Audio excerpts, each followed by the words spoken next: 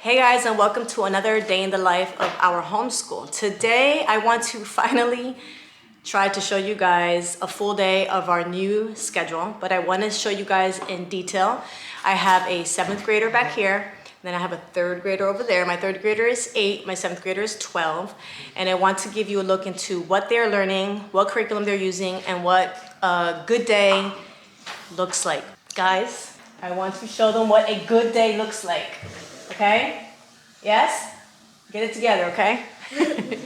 All right, so a good homeschool day is only as good as the kids are willing to cooperate. So we are going to attempt a perfect homeschool day. So keep watching. Okay guys, here's our weekly rhythm.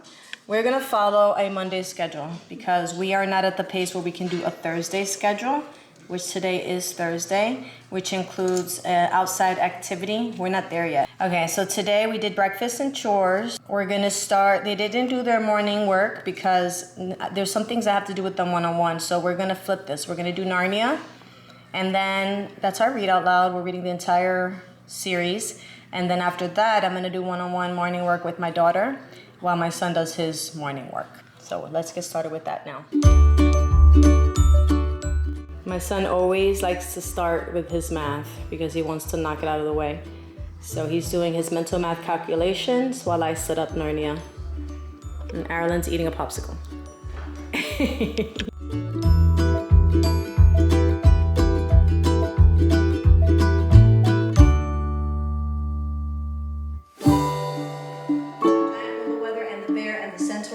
Shall be our marshals. Combat will be at 2 hours after. So now the kids are both doing handwriting. On our schedule, we have an hour of morning work, which in the beginning it was intended for them to do while I walked the dogs, made breakfast, and things like that. They were supposed to get up and do their hour morning work together, like independently. But that hasn't been happening lately, and my daughter's doing cursive and it's getting a little harder, so she's needing a little bit more help with that. So today we're just gonna do it at the same time. So they're both doing handwriting right now. My daughter uses handwriting without tears for cursive, and my son uses the good and the beautiful for cursive.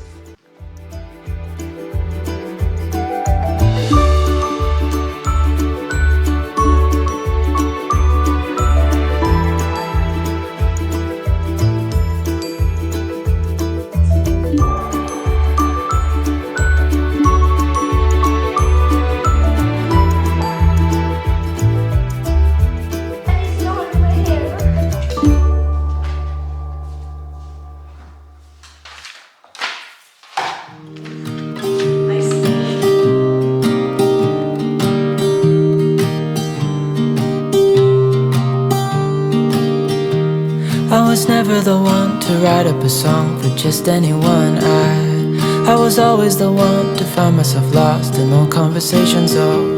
Cause I've always been told that things will unfold if you keep on waiting. But then you came along and proved me all wrong. I was so mistaken. Cause you glue all the pieces back together.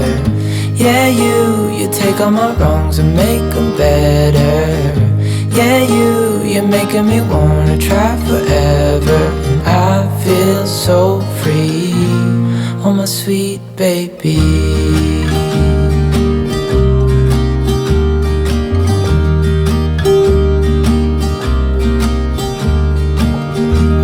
I was never the one to give up the ghost. No, I was so stuck. I kept on playing my part, wanting to give up cause nothing was changing. But with you it's so clear, and now that you're here I see colors in every spectrum. Guess I finally learned my lesson. Cause you glue all the pieces. So as I'm cooking, I just want to explain the spelling. So we're doing the older version of the Good and the Beautiful level 3. So the way that they used to do spelling in the Good and the Beautiful was that you had to have like a spelling box, and there were different activities every day that the child would use. So I kept that type of thing. I don't have a spelling box anymore, but what we do is when we get our new words, I pull them from the lessons, and then we work at them on her pace, not the Good and the Beautiful's pace. Then what I do is the first day that she's learning her new words, she writes a sentence for them, which I got from the old Good and the Beautiful. And then the next day we do her little board game, and then the next day we do hangman, and then the last day we have a test. So if you want to see in detail what this looks like, check out the video in the card above. So I'm gonna continue making lunch. I'm gonna make a HelloFresh for my husband and I. I'm making all the kids their own lunches.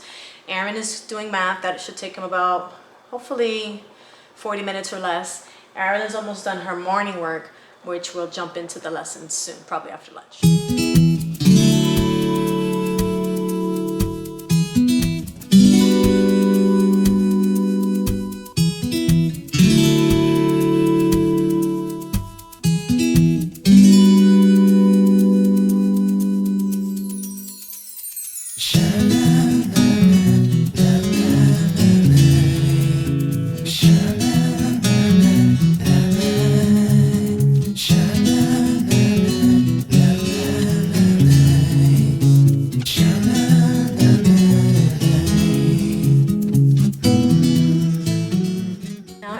Doing spelling, Aaron's doing his math, and she has 6 new words.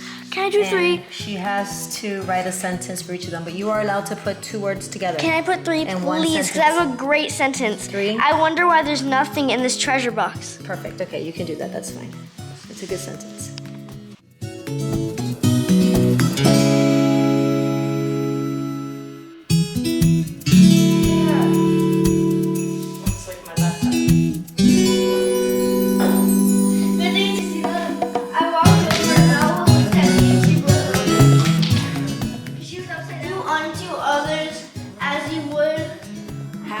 Do unto you. What does that mean? Wait, I want to do unto others as you would have them do to you. For language arts today, we're doing the spelling rule CK or CK at the end of words. So we're finishing this up from yesterday while I dictate these words to her and she writes them in the correct spot over here. Then she's got to do a reading in her personal reader and a little journal entry. And then read for 20 minutes Charlotte's Web, which we're going to read together today.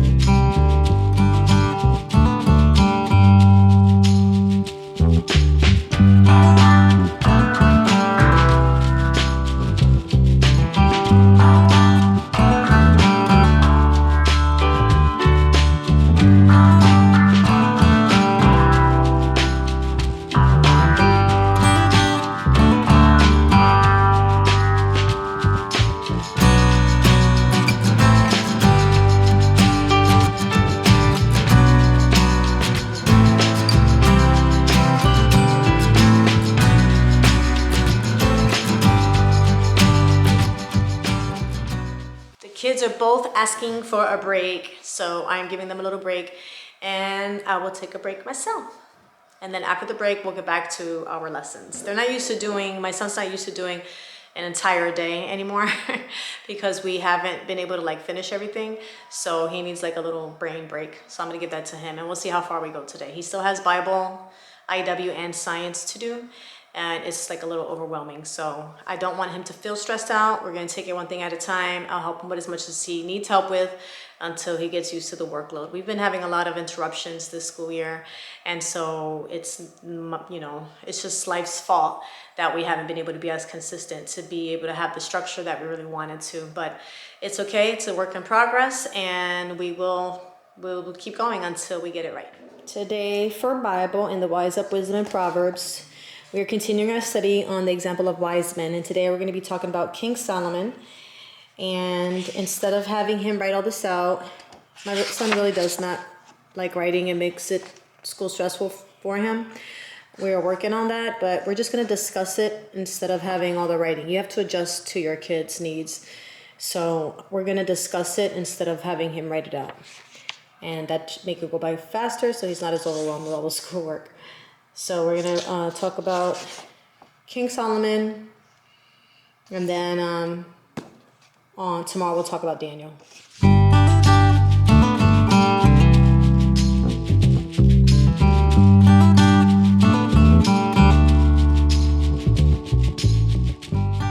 Next is our science unit after Arlen finishes her Native American video, and we're going to be talking about the sun.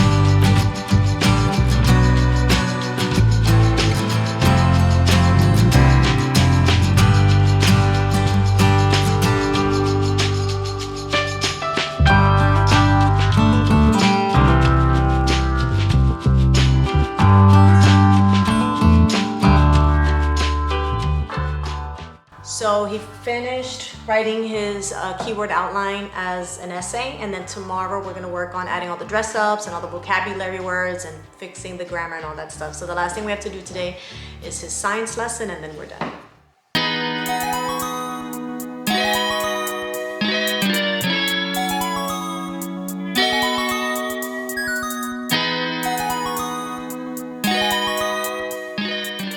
The last thing that needs to be done is my daughter's math. So we will get to that. We're gonna sit here on the couch in a little while and just get the math out of the way, and then the day is basically over.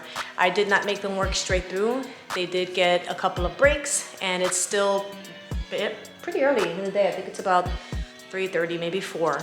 Well, I guess that's not early in the day, but for us it's like a good time considering the amount of breaks that we took. I allowed my son to take a whole hour break. So considering the time we started, like at 11, and then took the 2 breaks that we took, I say it was a win-win. So thank you guys so much for watching, and I'll see you in the next video.